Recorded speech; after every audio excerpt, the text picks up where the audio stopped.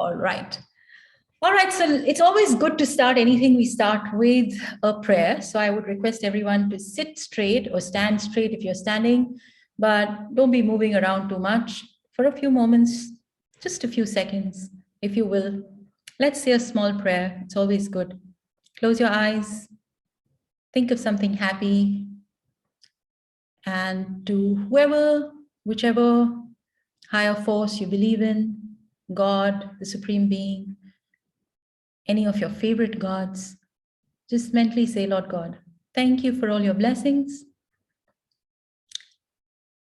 Thank you for giving us this possibility of coming together, having this discussion. Thank you for blessing this session and every participant in the session.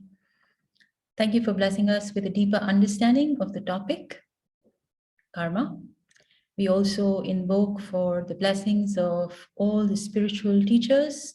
In my case, to my spiritual teacher, Grandmaster Choa Kok Sui, to all the holy gurus, saints, archangels, beings of light, all the invisible helpers. Thank you for your constant blessings, guidance, help, and support. Thank you for blessing each and every person here with all that is needed for them. Thank you, thank you, thank you. Take a deep breath, smile, and open your eyes. So welcome to this session. Like I said, I was invited for a talk last week, for a talk on karma. And then after that talk happened, I got a lot more requests to repeat the session because some of the people had missed the session. I know some of you attended that session as well. So there is going to be a lot of repetition. Anyway, karma is a topic that you can it always stays in fashion. Yes. So I always start with one thing. Hi, Archana, I saw you there. Thanks for coming back again. And when I was seeing the people who are joining again, I was getting a little tense. I said, I'm going to have to make sure they don't sleep off or they don't get bored listening to the same things. So I always start with, a simple thing. What do you think is karma? What is your understanding of karma?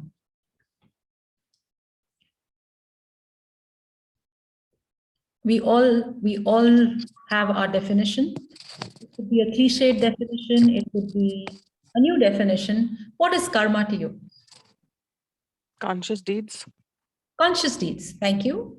Cause and effect. What you sow, you shall reap. Yeah. So we all know that, right? Lots of things going on the net. And then we, of course, say that, okay, karma is going to get you. A lot of people think karma is punishment. Every action has a reaction. Doing our work allotted to us without expectation. These are all partially true. Simply put, actually, karma is cause and effect. We do something, and because of doing that something, there is a consequence.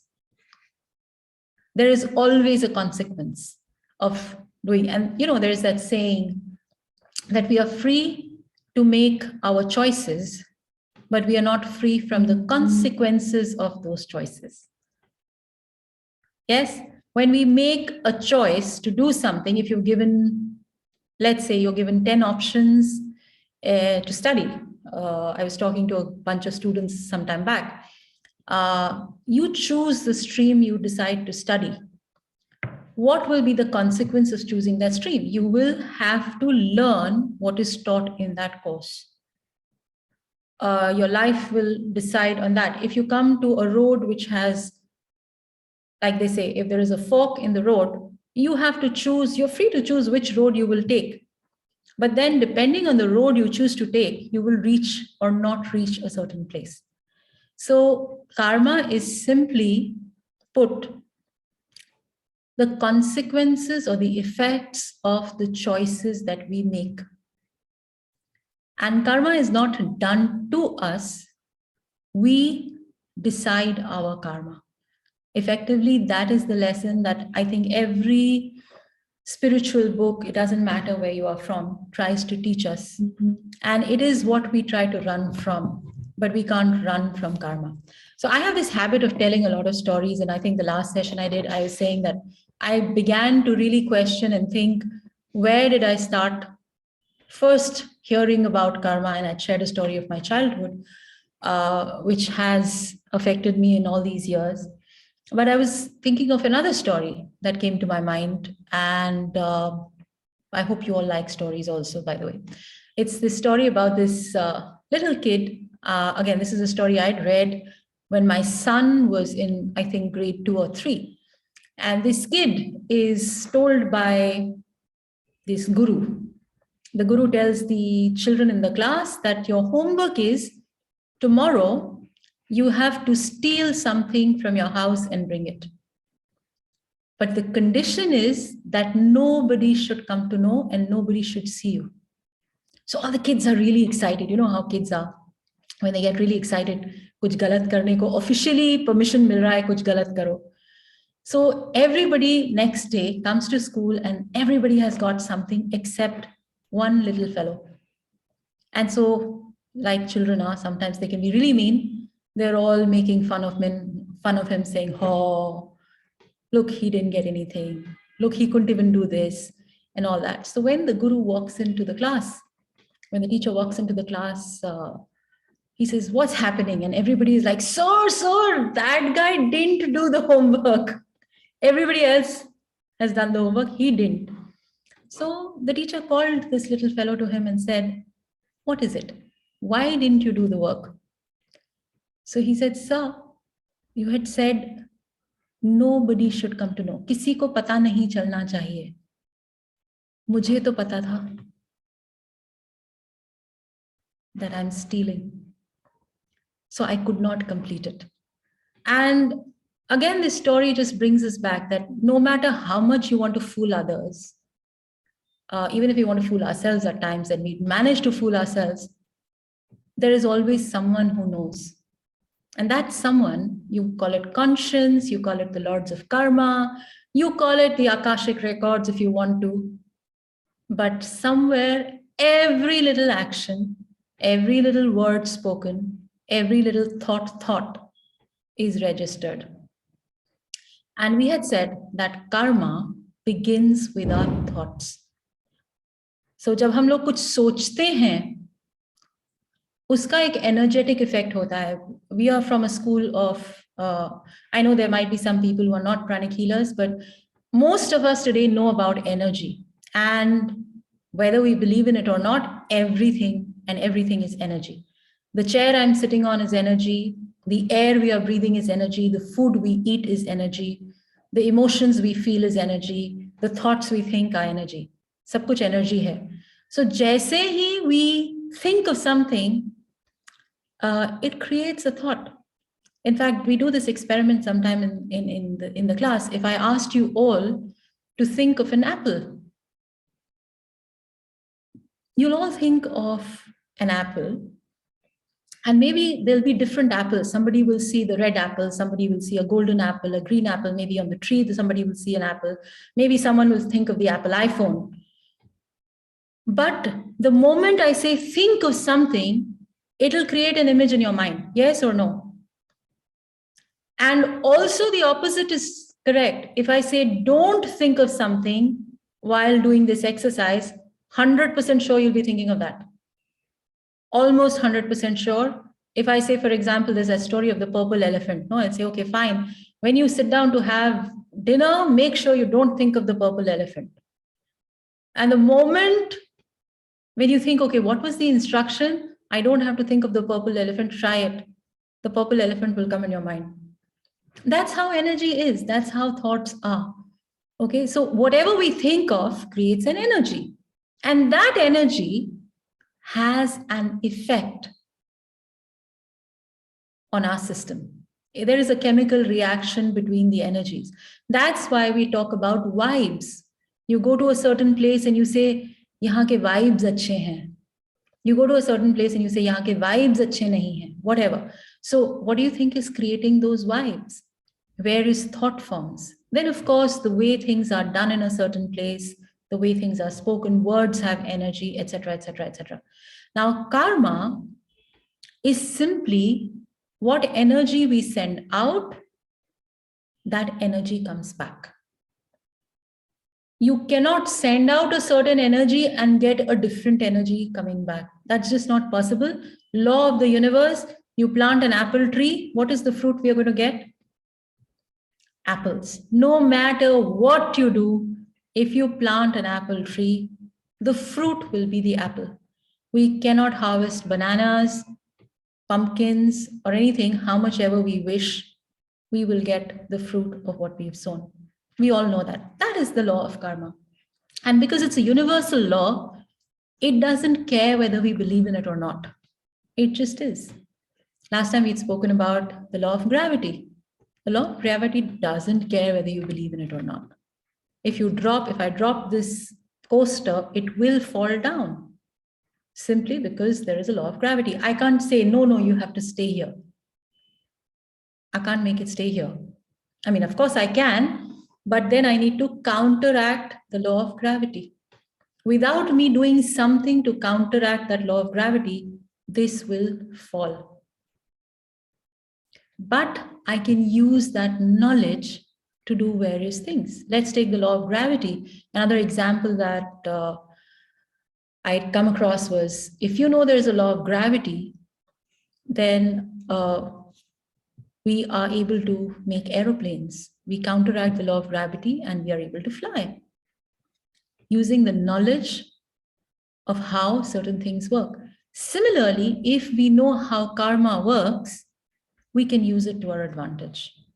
So how does karma work? What is necessary for karma to manifest?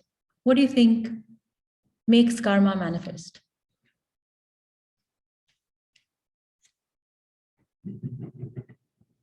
You can unmute and tell us, or you can put it in the chat box.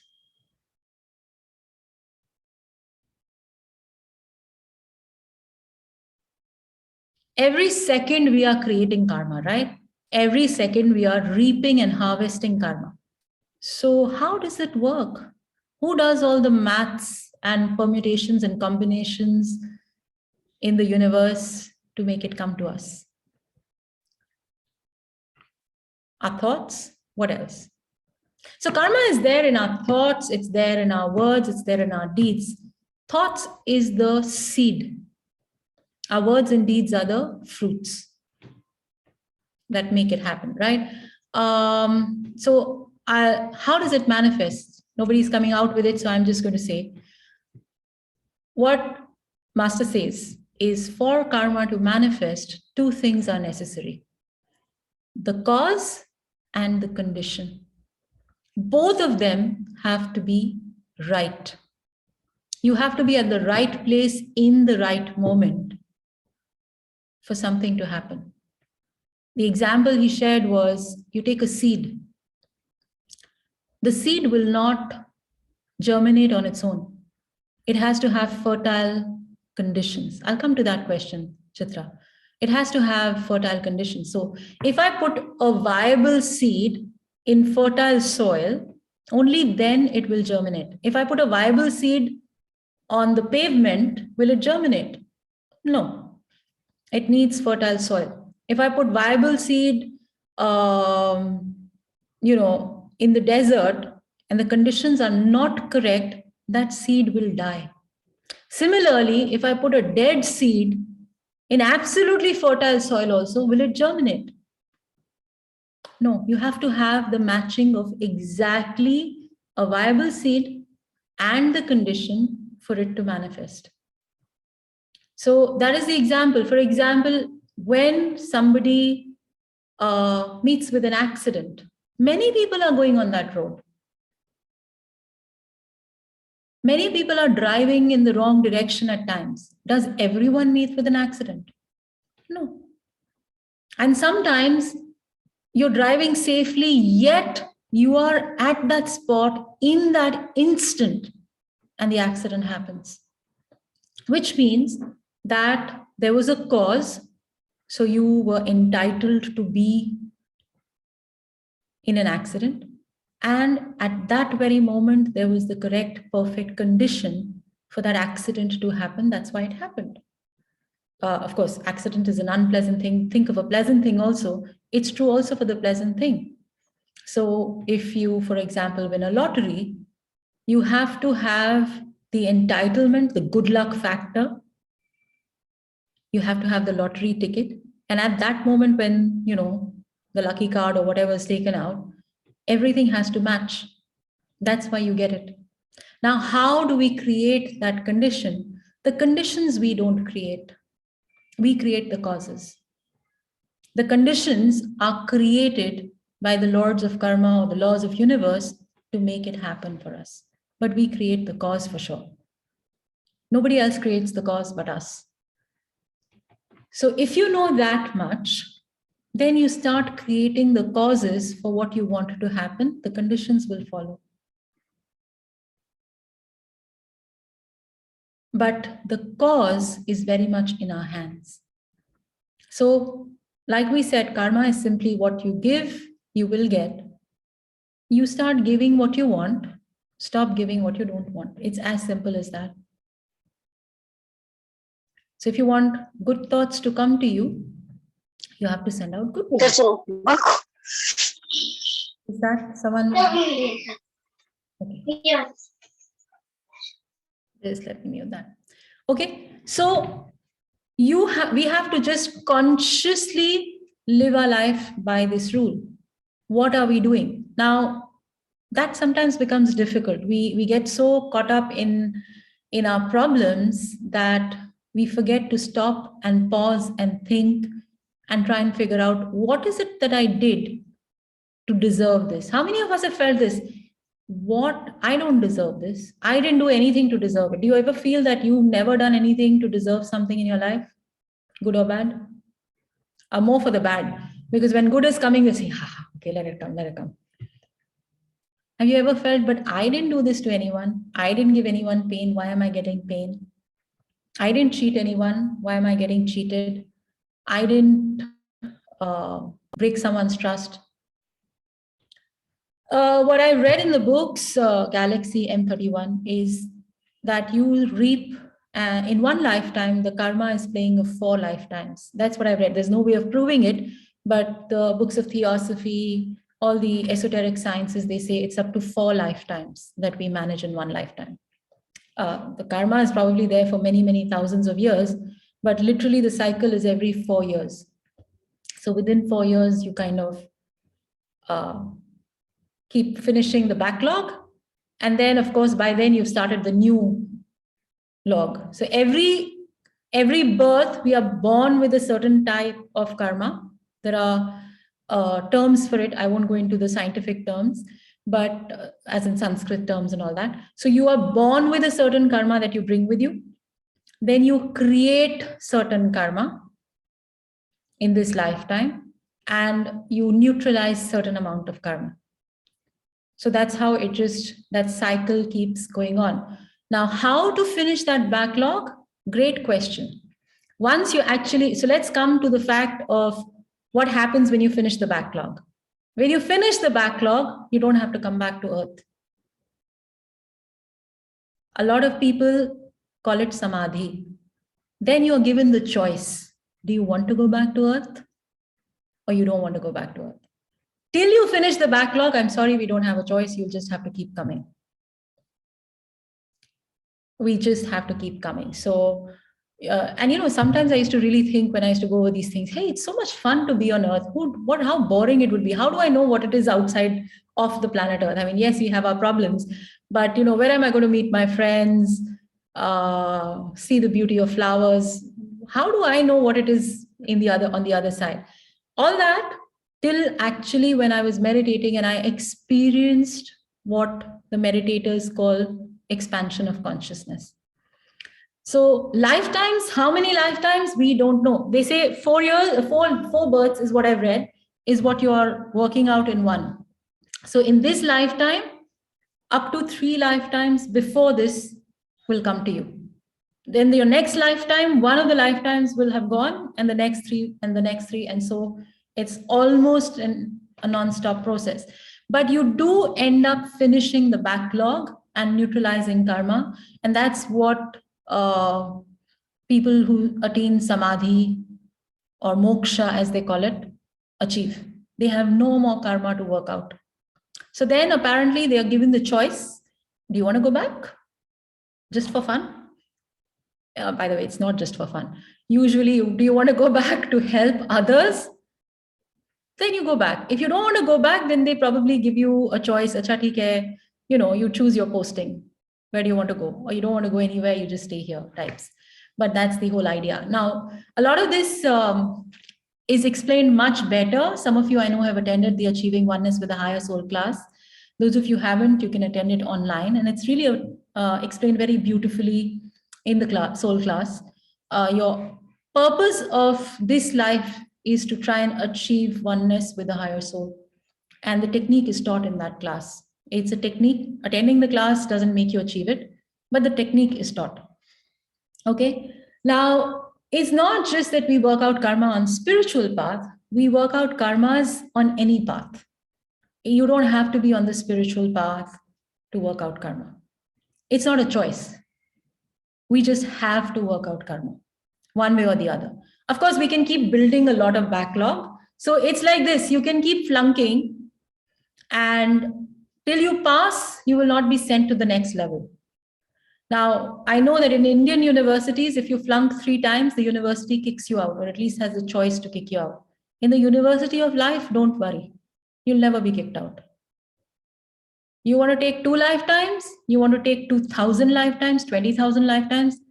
They will keep giving you the test. Seekh lo bacha, seekh lo. Jab seekhoge tab aage jaoge. So it's our choice. Some of us learn faster, move ahead faster. Some of us want to go slowly, and that's absolutely fine. Nobody's trying to send you faster. So it's a choice on when we want to learn, how much we want to learn, and all that. But learn, we all have to. The other aspect that I was reading recently is there are cycles of evolution. So the ones who learn faster move up the cycle much faster. And when one chain of evolution ends, they talk about yugas in the Indian, this thing. So there is Kal Yuga, supposedly, and then there is Dwapar Yuga and all that. Once that cycle ends, there is a wait of millions of years before the next cycle starts. If you've not reached that cycle of evolution, you'll have to wait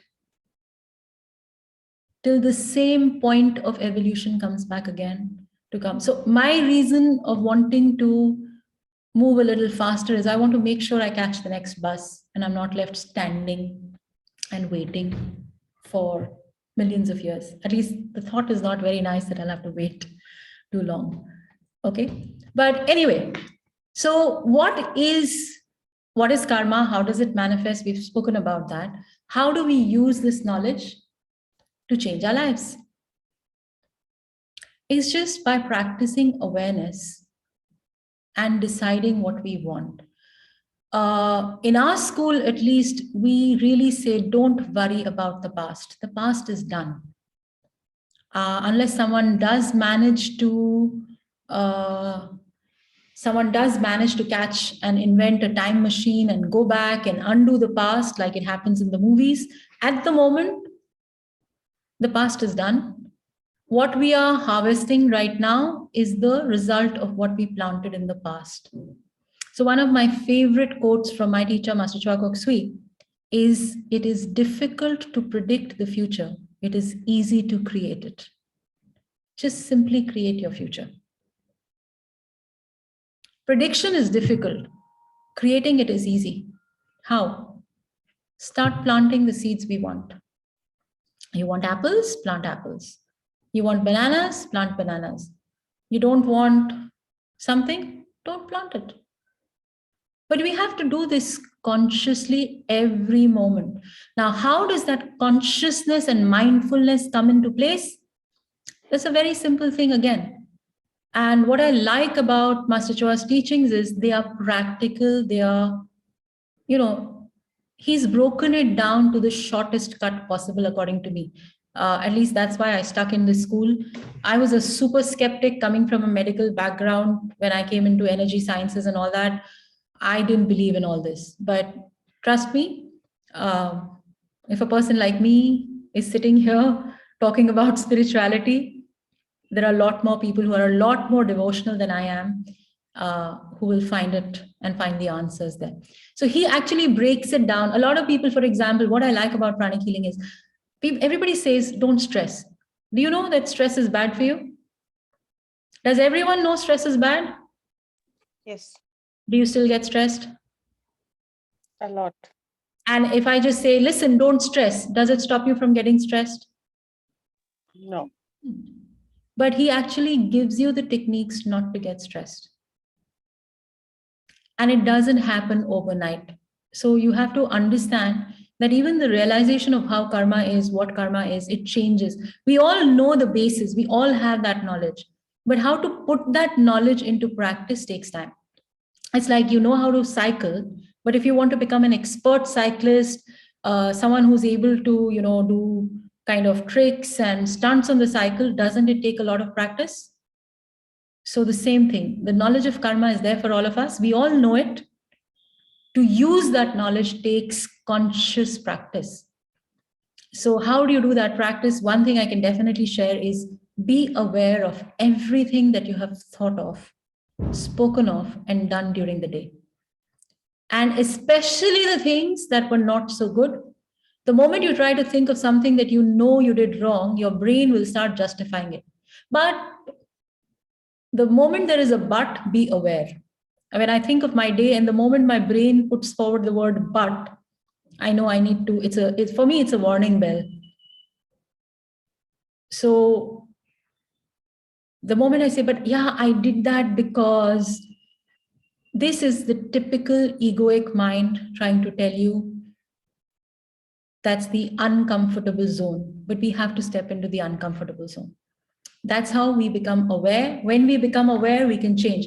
Master Choi used to also say, without awareness, there can be no transformation. If you don't know what you need to change, how will you change it? So the first and foremost, we need to change. Secondly, how do you use the knowledge of karma? You first and foremost know what you want, so you plant that consciously. Consciously know what you don't want, stop planting that consciously. Make an effort not to plant that. The other way, practical way that I look at things in life is, what is a certain cause or condition stopping me from doing? A lot of people say, but if I knew the cause, I would be able to correct it. If I knew what was the lesson, I'd be able to correct it. We also say the moment a person learns the lesson, karma goes away. But what do you know? How do you realize what is the lesson? That's a big question, by the way, right? We don't need to know. I mean, the biggest question is to figure out what is the lesson I need to learn. Because the moment I learn my lesson, the karma will go away, right? So how do you know your lesson? How do you know your lesson? Anyone? If it's repeating again and again. Great. So if there is a similar pattern happening, you know, I've not learned the lesson. What else?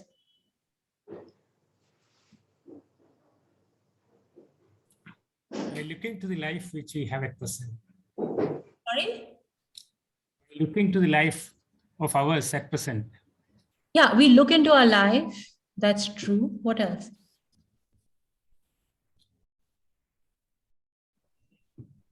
Come on, guys, you know this.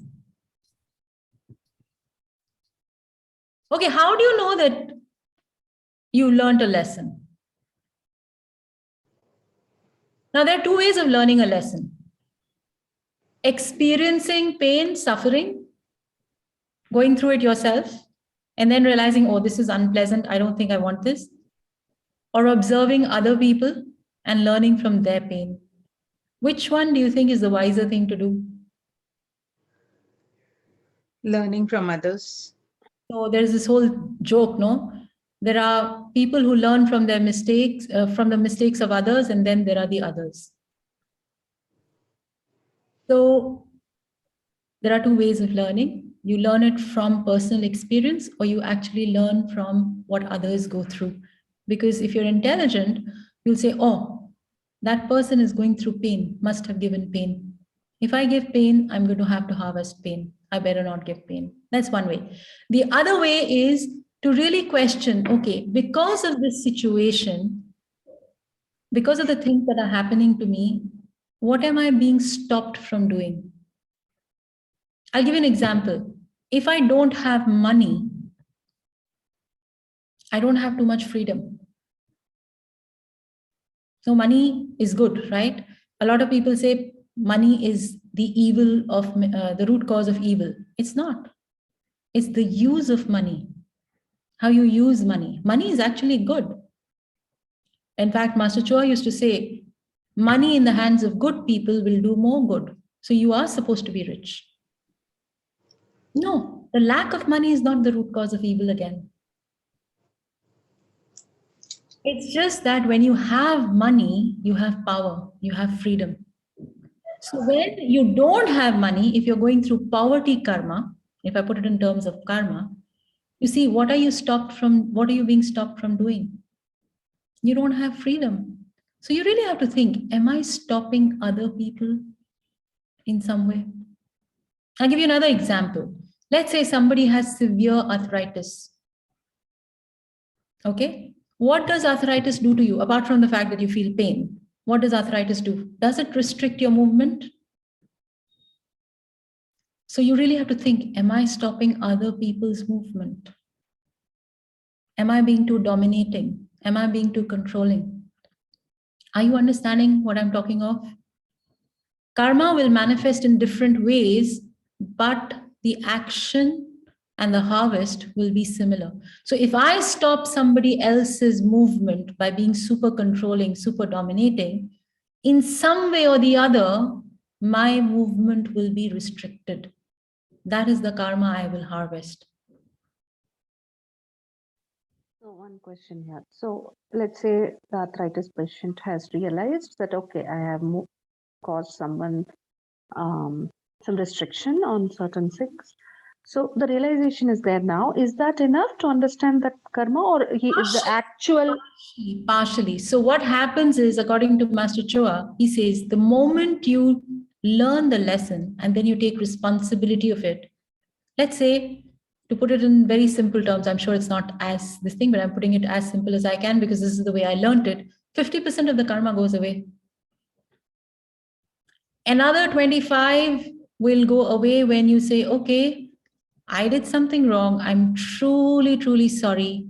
I will never do it again. So now the 25 is gone. Then you'll just have to deal with 25%. So instead of the whole tree falling on your head, maybe a branch. Some harvesting has to be done because we planted a seed. So uska kuch to harvest hoga. But the minute you learn the lesson, now if you don't learn, or if you refuse to learn the lesson, it'll keep coming. That's why you have these patterns. Certain people, they'll move from one office to another, to another, to another because they have a bad boss. They'll keep having bad bosses. If it's not office, they'll have a bad relationship. Some people, I've heard when people come to us for counseling and all healing, they'll say, my father was like this, then my brother was like this, now my mother-in-law is like this, or my daughter-in-laws also come like this. They all have the same tendency. We attract a certain kind of people into our life because they are there to teach us a lesson. The moment you learn the lesson, those same very people tend to change or they stop. I have a real example here of also blessing, for example. And this is again from Master Chua, we always tend to really pay too much attention to the problem and very little attention to the solution. You must pay attention to the problem, because if you don't pay attention to the problem, how will you identify it? Identify nahi karenge to uska hal kaise dhoondenge? The moment you've identified the problem, you have to train your brain to start working on the solution. The moment you start putting in energy into the solution, that will come. That will manifest. What you give energy to will manifest. That's the whole secret behind the secret, the law of attraction, all those things that you want to say. So once we figure out that everything that is happening in life is karma, everything but everything. Just reconfirming what you said. So it is like layers, right? Like first we okay, we accept that something we have done, that is why we are in this situation, and then try to what is that? Yeah, then ask for forgiveness, right? Like, Ask for forgiveness, and then you're not going to get forgiveness just like that. You yeah. have So to give forgiveness. sorry, come again. You also have to forgive. Okay. You have to harvest something only when you've sown it. So again, forgiveness is a great thing. Are we ready? Are we only just saying sorry and we want whoever we say sorry to forgive us? But are we also forgiving people we need to forgive? So one rule which is above the law of karma is called the law of mercy and forgiveness. When we forgive, we are forgiven. Okay. So let's say we are crossing this layer also. So you said another 25% is there, and that is to seek solution, right? So at this juncture, we are not aware of the solution, say. So once we cross all these layers, and then we want. It'll come in the form of a book. It'll come in the form of maybe a help from someone. It'll come. Okay, that's what I wanted to know. Okay. Yeah, thanks. Again, that is the law.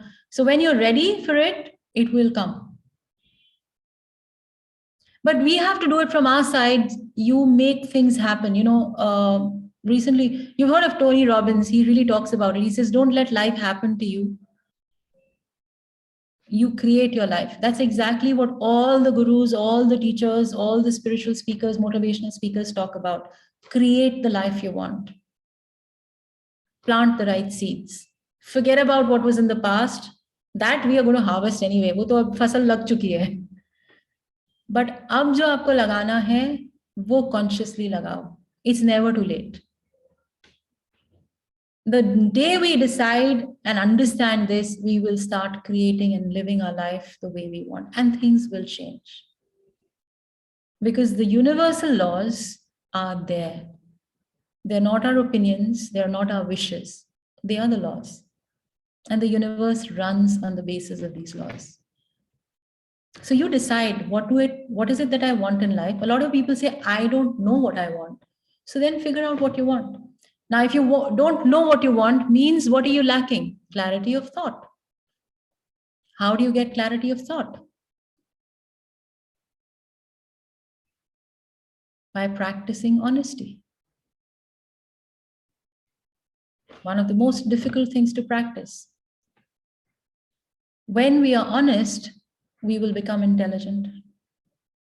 Honest with ourselves and honest with others. Because that is also based on karma.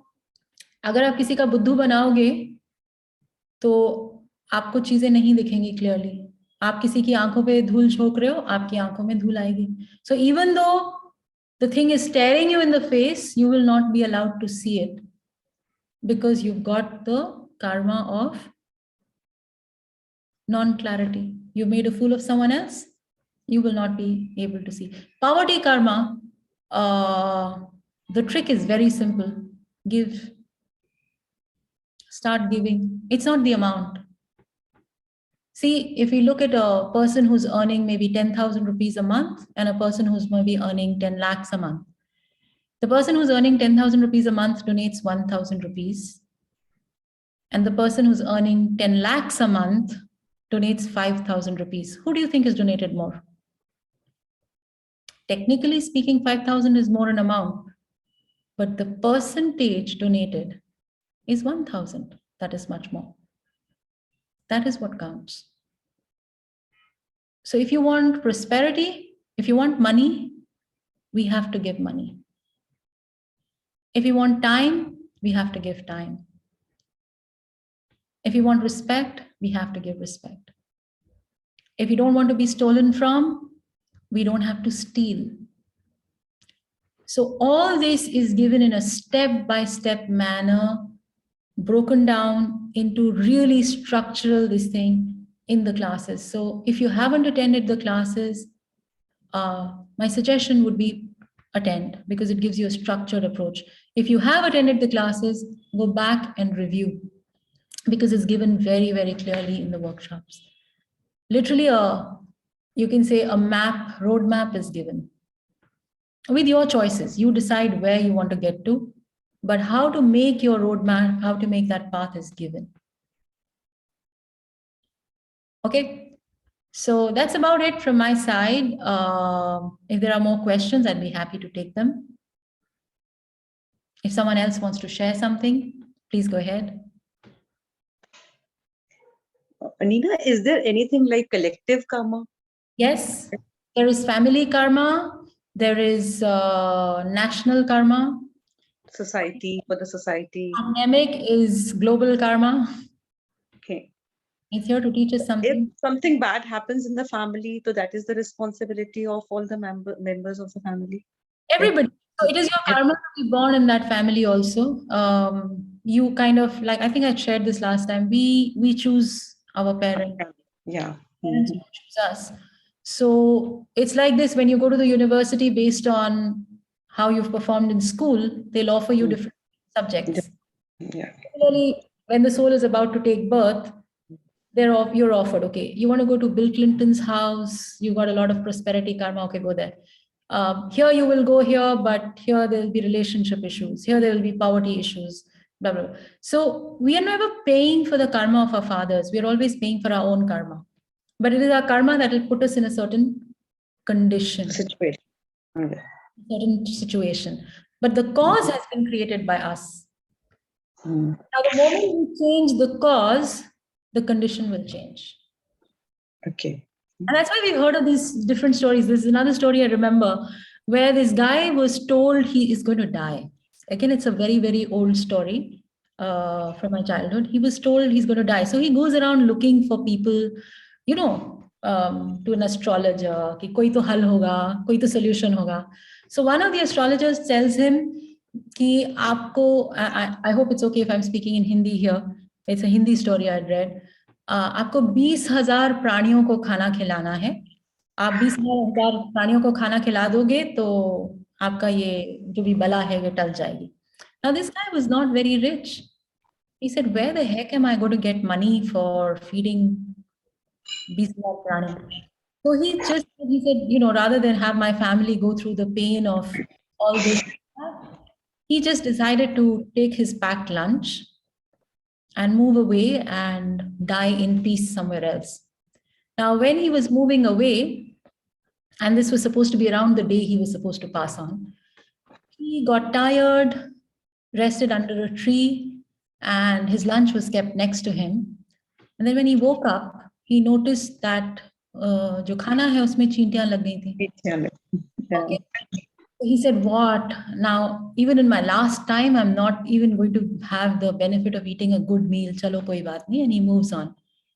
Then 1 day passes, 2 days pass, 3 days, week, 10 days. He doesn't die. So he's like, what is happening here? Why am I not dying? So he goes back to the same Pandit and he says, hello, you told me I'm going to die unless I feed 20,000 prani. I never did that. I don't have the money. So what do you think happened? So then, no, it's not possible. You must have fed 20,000. No, I didn't do it. So he asked him to think. And then he says, मेरे को तो खाना भी नहीं मिला, उसको भी चींटी लग गई थी.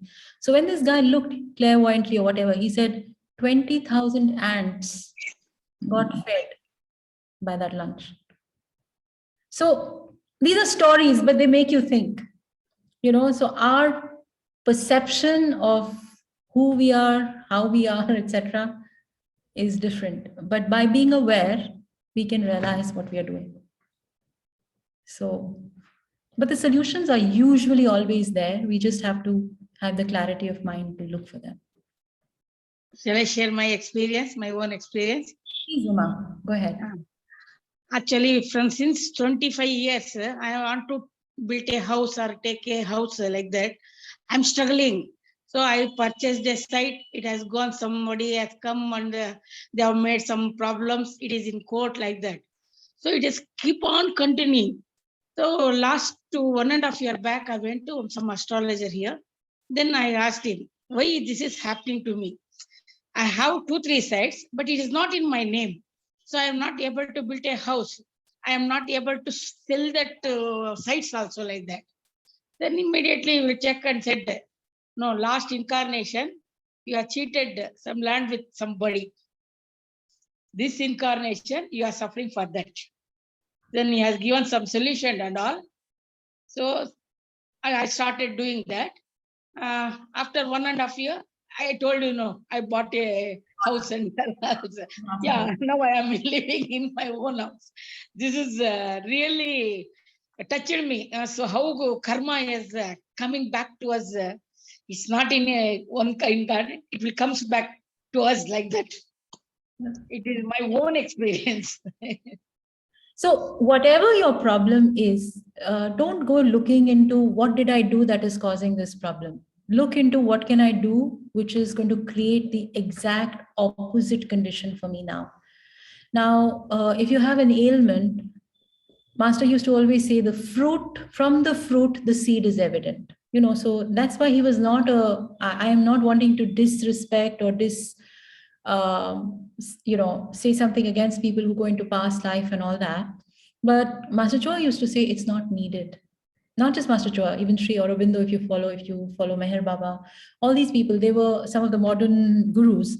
They said you don't need to go there because whatever's happening to you today is evident what you did in the past. So if you are facing pain, it's evident we gave someone pain in the past, period. How I gave pain, how does it matter? The fact is I gave pain. So what do I do today to change that? First and foremost, I say sorry. I don't even know who I gave pain to, but I say, really, if I gave pain to someone, I'm truly, truly sorry.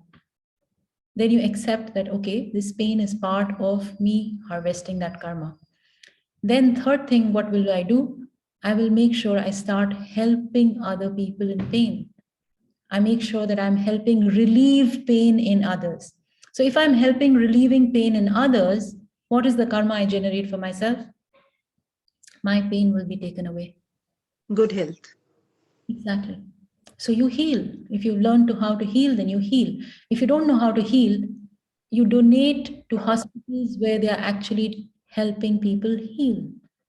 So Master used to also be so specific. He said, if you have a liver issue, you donate for liver research. If you have cancer, you donate for cancer research.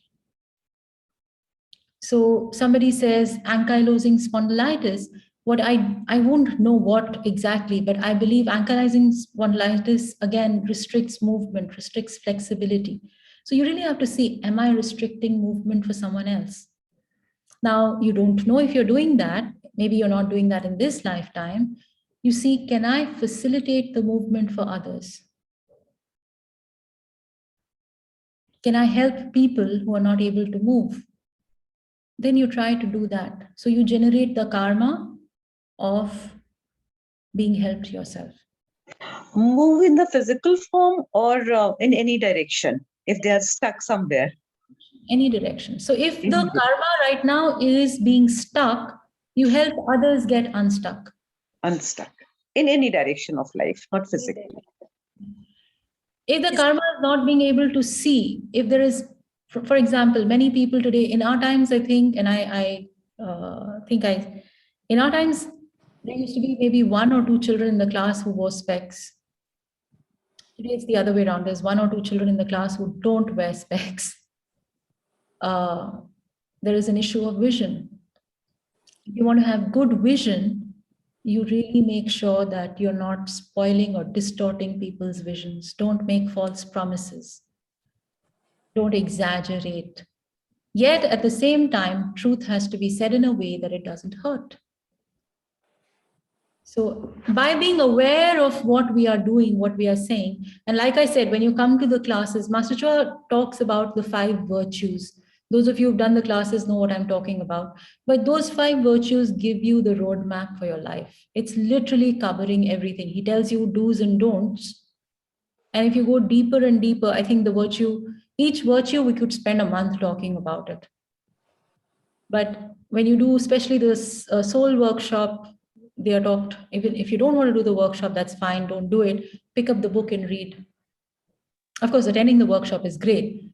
You're taught to beautiful meditations, and overall it's a great, great, great workshop. But it's one of my favorite books. You can just pick up the book and read it. Okay, Sarita, you want a question? I actually wanted to ask, how do we understand the lessons when one of your immediate family is stuck with an illness? It could be physical. I understand, like you mentioned, arthritis. If it is a mental faculty that they are struggling with, then how? So again, don't judge people, because I don't want to give short answers here, because you might then start, thinking, you look at someone and say, okay, this person is having a mental illness. This person must have done this. I'm just giving you one example, not to judge. If someone has a mental illness in your family, first and foremost, what is your karma? Yep. If a near and dear one is suffering, don't you suffer?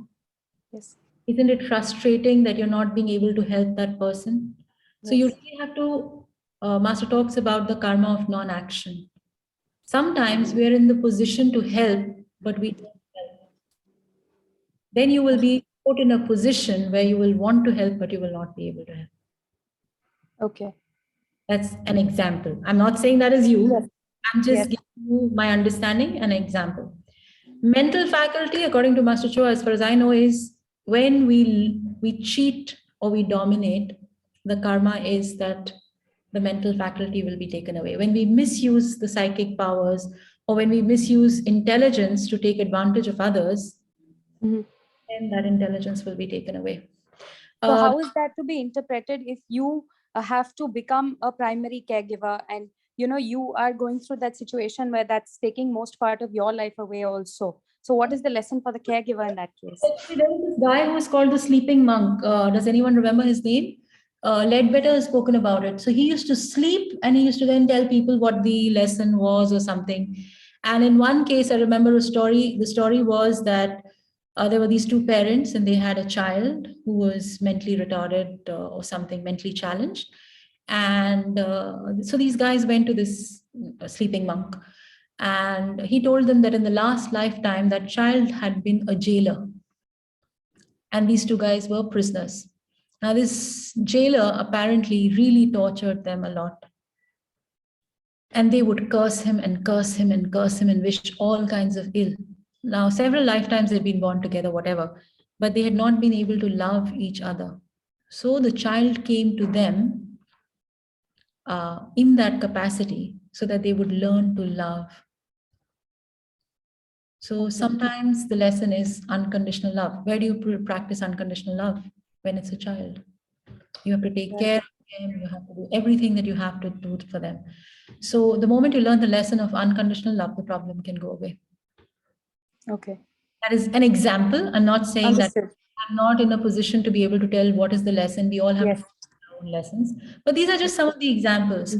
So when you think of it like that, you start thinking, okay, fine. And what is it that I need to do?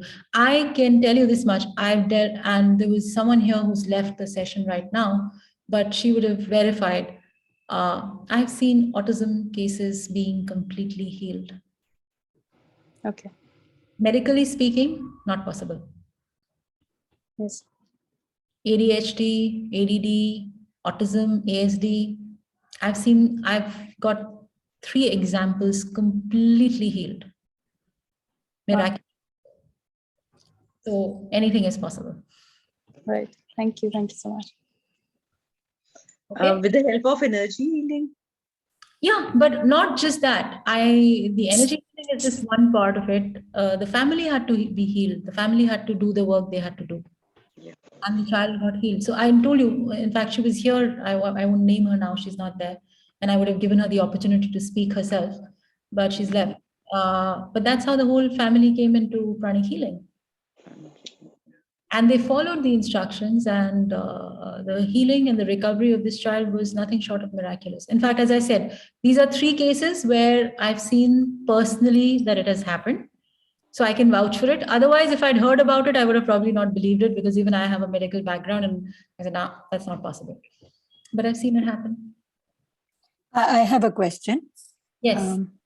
So there were some classes you mentioned we can go and attend online. So what are those classes? So there are various classes. What I will do is we have a center. In fact, it's there on I'm from the center is this thing. We have a page on Facebook. We have a page on Instagram. You can also send a WhatsApp to this number and the Okay. details shared. There are 2 classes that are happening online. One is the Achieving Oneness with the Higher Soul, which is what I was. That's one class I think everyone should attend. There's one class called Self Pranic Healing, where you learn to heal yourself. Both these classes are workshops are available online. The others are right now available only offline. So And any basic book you can recommend to if someone wants to know about pranic healing? right now, Google Baba is very good, has a lot of stuff online.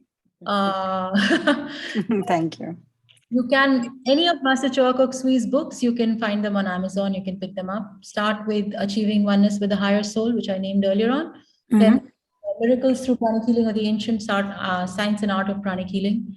You can start with that if you want. That's that. Listen, we've gone over time. I'm sorry. So those of you who want to leave, please. Yeah, even I have to drop. Thank you so much, Nina. Bye-bye, Nina. Thank you so much. Bye-bye. Most welcome. Thank you for joining in. Just no, pranic healing is not Reiki. Reiki is also one of the energy healing schools. I'm not a Reiki expert, but pranic healing is different. So we're both energy schools, but we work in a different manner. All right. Thank Thank you. you for joining in. And thank you for the time. I hope it was useful. And I'll see you sometime next time. Monday, we have a session with another colleague of mine. It's again open to all. It's a session on self-love. But we will talk about the energetic aspect and how to practice that. So if anyone wants, you're welcome to join, and it's an open session again. All right. Thank you again. Have a great evening. Bye. Thank you. Thank you. Thank you for joining in. And a very happy birthday to your son once again. Oh, thank you, thank you, thank you. Lena, what link are you looking for the classes or for this? So just send us a WhatsApp on this number and I will share it, or just go to the Facebook page for Atmatva. And It's blocked. Atmatva page is blocked, Nina. I think we cannot join it. no, you can. It's a. I tried a few days back and it says it's a blocked group.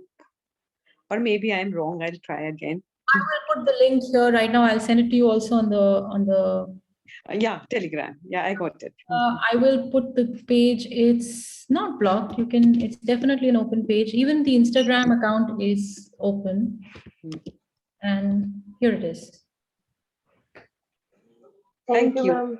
I'll try again. All the details are there, all the sessions that we do. And otherwise, just send us a WhatsApp on that number. And Yeah. Thank you. Okay. Bye-bye. Bye. Have a great weekend.